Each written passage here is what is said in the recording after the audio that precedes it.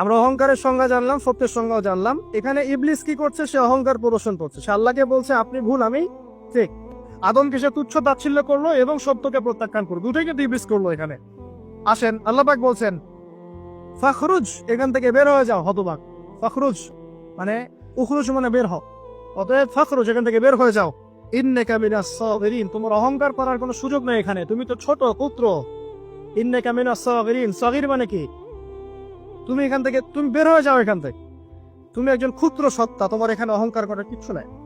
কলা, এবার ইবলিস বলছে, এই জায়গাগুলো খুব ভালো করে শোনেন, আমাদের লেকচারের আসল জায়গায় কিন্তু যাবে ওইটি। যদি আড়াইটা পর্যন্ত লেকচার দিই কোনো সমস্যা আছে? আচ্ছা, তাহলে বসে থাকে। খাওয়া দাওয়া করে আসছেন তো? আচ্ছা। কলা, এবার ইবলিস বলছে আনজিরনি, শোনেন, ইবলিস বলছে আনজিরনি, হে আল্লাহ আমাকে অবকাশ দিন। কি বলছে? আমাকে অবকাশ দিন। ইলা ইয়াউমি ইউবআসুন, যেই দিন আপনি কিয়ামত ঘটাবেন, যেদিন সবাইকে পুনরুত্থিত করবেন, ওই দিন পর্যন্ত আমাকে অবকাশ দিন।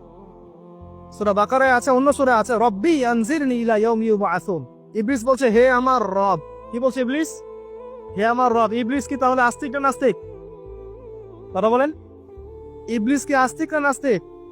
আস্তিক। ইবলিস বলছে যে ইয়া রব্বি রব্বি, হে আমার রব, হে আমার প্রতিপালক। আল্লাহকে ইবলিস বলছে হে আমার প্রতিপালক, আনজিরনি আমাকে অবকাশ দিন, ইলা ইয়াউমি ইউবআসুন, কিয়ামত দিবস পর্যন্ত, বা যেদিন আপনি পুরো মানব জাতিকে উঠাবেন কবর থেকে, আবার ওই দিন পর্যন্ত আমাকে অবকাশ দিন।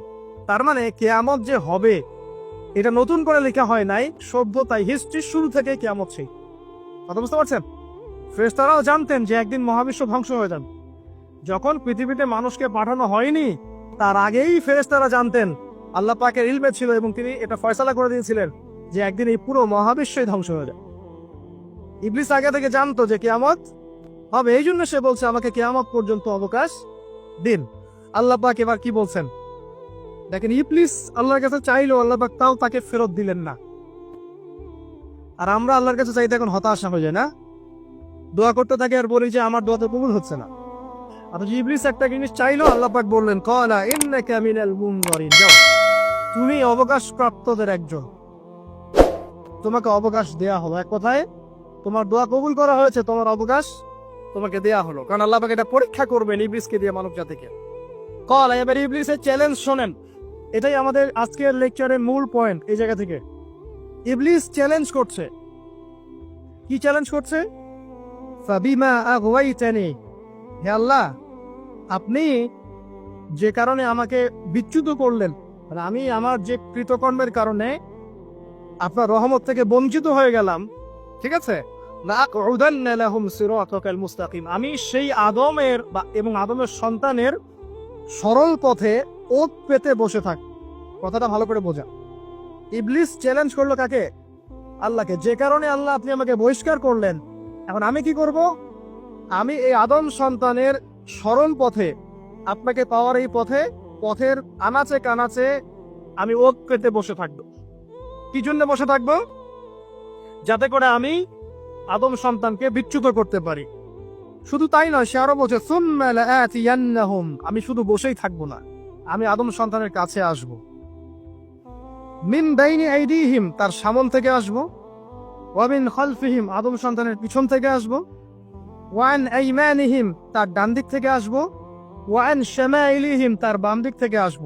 ওয়ালা তাজিদু আকসারাহুম শাকিরিন, আল্লাহ পাক আপনি তাদের বেশিরভাগকেই শুকরগুজার পাবেন না। কথা কি ক্লিয়ার না? কোনো সমস্যা? ইবলিস কি চ্যালেঞ্জ করলো? আমি শুধু বসেই থাকবো না, ডান দিক থেকে আসবো, বাম দিক থেকে আসবো, সামন থেকে আসবো, পিছন থেকে আসবো, আমি আদম সন্তানকে পথভ্রষ্ট করেই ছাড়বো, আপনি আদম সন্তানের বেশিরভাগকে পথভ্রষ্ট পাবেন। ইবলিসের কথা কি বাস্তব প্রতিফলন দেখা যায় এখন সমাজে? বেশিরভাগ মানুষ নামাজ পড়ে না, বেশিরভাগ মানুষ সুদ খায় না, বেশিরভাগ যুব সমাজ জেনা করতেছে না, বেশিরভাগ লোক মাদক খাচ্ছে না। পৃথিবীর কোন জায়গায় আল্লাহর বিধান আছে কি নাই? দুই একটা জায়গায় আছে আই ওয়াশ, শোডাউন। বেশিরভাগ নারী পর্দায় চলে না, বেশিরভাগ মানুষ রোজা রাখে না, বেশিরভাগ মানুষ যাকাত দেয় কি দেয় না। তাহলে ইবলিস যে বললো আপনি বেশিরভাগকেই শুকরগুজার পাবেন না, বেশিরভাগ মানুষ পরকালের স্বার্থে কাজ করে না দুনিয়ার স্বার্থে কাজ করে। কতজন মানুষ আল্লাহ পাকের দিনটাকে প্রতিষ্ঠার কথা বলে বা কোরআন সুন্নাহর কথাগুলো মেনে চলে, কতজন মানুষ? বেশিরভাগ লোক মেনে চলে। তাহলে ইবলিস কি সফল না ব্যর্থ? ইবলিসের চ্যালেঞ্জ কি সফল না ব্যর্থ? ইবলিসের কথা সে কিন্তু অক্ষরে অক্ষরে পালন করেছে। আর এই ইবলিসকে আল্লাহ পাক কেন পৃথিবীতে দিয়েছেন? আমাদেরকে পরীক্ষা করার জন্য, যেন আমরা এই সরল পথ থেকে বিচ্যুত না হই। সামনে যান, আরো অধিক কথা আছে। قال اخرج منها, আল্লাহ পাক বলছেন এখান থেকে বের হয়ে যাও। মাযউমান মাদহুরা, একদম অপদস্থ লাঞ্ছিত হয়ে এখান থেকে বের হয়ে যাও।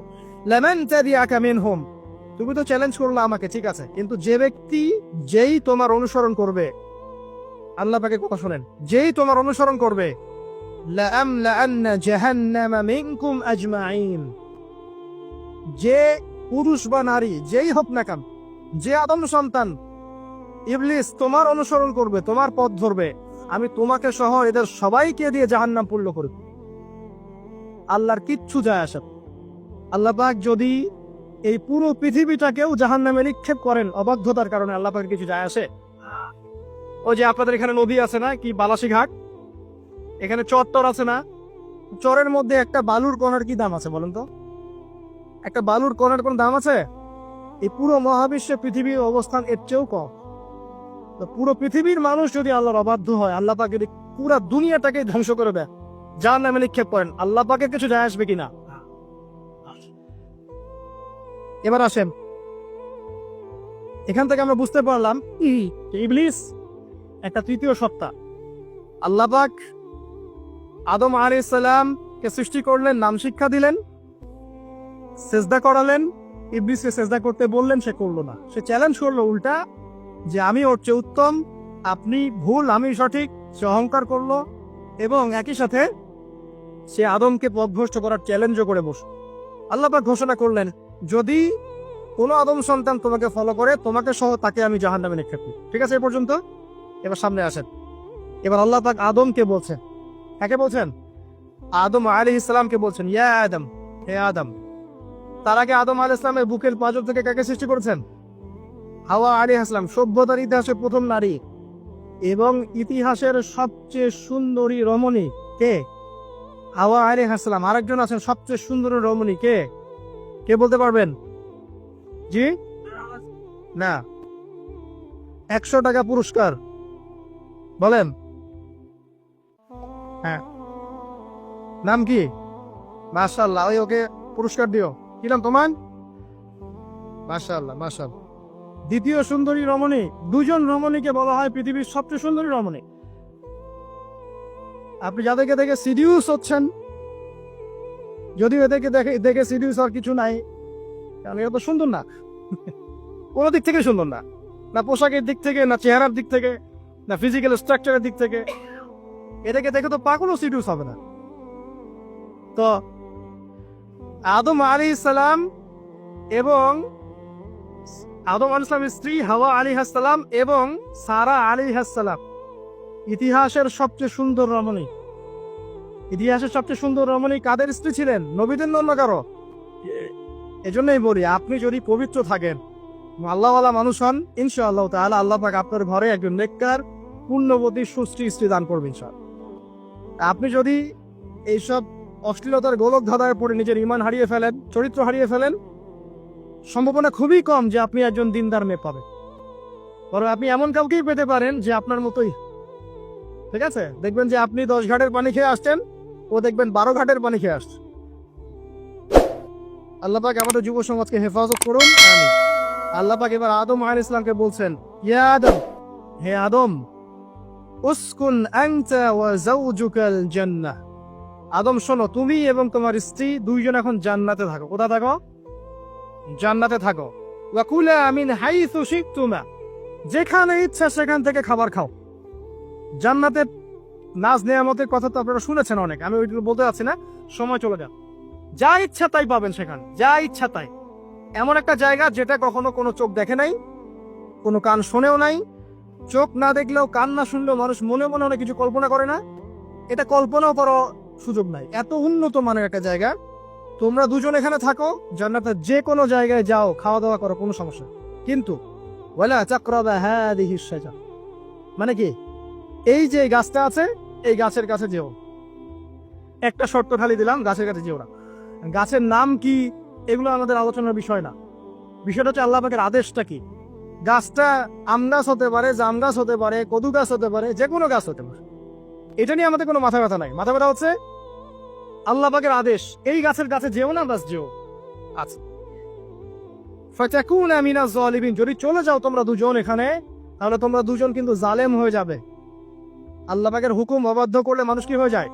জালেম হয়। এই জন্য আমরা দোয়ায় বলি আল্লাহুম্মা ইন্নী যালামতু নাফসি, বলি না? হে আল্লাহ, আমি আমার নফসের উপর জুলুম করেছি। রব্বানা যালামনা আনফুসানা, বলি না? আল্লাহ, আমরা আমাদের উপর জুলুম করেছি। তো আমরা যখন পাপ করি মানে আমরা জুলুম করে ফেলেছি। তো তোমরা দুজন এই গাছের কাছে যেও না, যদি যাও তাহলে জুলুম করে ফেলবে এবং জালেম হয়ে যাবে। এবার ইবলিস তো আর বসে নাই, সে তো চ্যালেঞ্জ করেছে, করে নাই? আচ্ছা, এবার ইবলিস কি করছে? ফাওয়াসওয়াসা লাহুমা শাইতান, এবং ইবলিস এবার এদের দুজনকে ওয়াসওয়াসা প্রদান করতে শুরু করলো।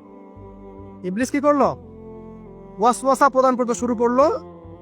ওয়াসওয়াসাটা এমন ছিল যে হাল আদুল্লুকা আলা শাজারাতিল খুলদি ওয়া মুলকিন লা ইয়াবলা। ইবলিস এসে আদম এবং হাওয়া আলাইহিস সালাম তাদেরকে উস্কে দিতে লাগলো যে আমি কি তোমাদেরকে এমন কোন গাছের কথা বলবো যেই গাছের ফল খেলে তোমরা চিরস্থায়ী হয়ে যাবে, কখনো মরবে না, এবং এমন রাজত্ব পাবে যে রাজত্বের কোনো ক্ষয় নাই।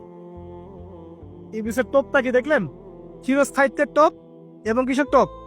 রাজত্বের টোপ। এটা সূরা তহার মধ্যে আছে। অন্য সূরায় আছে যে আমি কি বলে দিব এমন গাছের কথা যে গাছের ফল খেলে তোমরা ফেরেশতা হয়ে যাবে, কখনো মরবে না। তাহলে চিরস্থায়িত্বের টোপ এবং এই যে কিসের রাজত্বের এই যে টোপ, এই দুইটা হচ্ছে মানুষকে আল্লাহর পথ থেকে ডিসিভ করার একটা মানদণ্ড। কথা বুঝতে পারছেন? এই পৃথিবীতে যত মানুষ পথভ্রষ্ট হয়ে গেছে জন্য হয়েছে অনেকেই, আর অনেকে চিরস্থায়িত্বের জন্য হয়েছে। ফেরাউন নমরুদ চিরস্থায়িত্বের লোভে পড়ে পথভ্রষ্ট হয়নি?